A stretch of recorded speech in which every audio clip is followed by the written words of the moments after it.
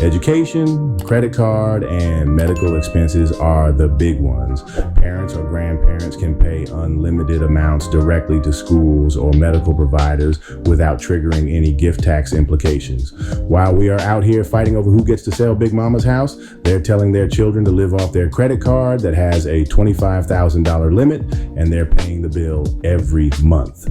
Dana Haddad, drawing from her experience in admissions at prestigious institutions like Horace Mann, recalls periods when grandparents covered up to 1/3 of student tuitions. This dynamic sometimes creates interesting generational tensions, as evidenced by cases where millennial parents must convince traditional grandparents about modern educational choices through elaborate presentations. Imagine your 65-year-old mama setting up a financial system in her youth that allows you to tap into her wealth to not only have access to more capital, but also pay far lower interest rates and get far greater limits than a bank would grant you. And what's the probability of your mom looking for that money back when it did exactly as she intended? The greater issue at hand here is that many of us don't have a generous, praying grandmother that had the foresight to create this type of mechanism 40 years ago. Many of us will have to be that person because, unfortunately, so many of our elders dropped the ball or were ignorant to how this game is played.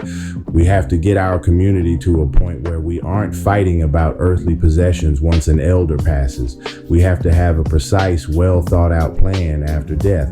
Once that battle starts and the estate gets hung up in probate, nobody wins except the lawyers. And once Big Mama's house is gone, so is whatever wealth she may have acquired in that time period. Wealth that should rightfully be working for the heirs of the estate. Right now, your mama is 65 and you don't know her bank account information, credit score, nor insurance information. And she ain't telling you either. So when she passes on, you will have a mighty struggle to figure out how to navigate the process. If you're paying someone to fix your credit, earn your leisure, or make your kid a millionaire and they haven't shared this type of information with you, they're hustling, and you may want to reconsider where those funds are being directed.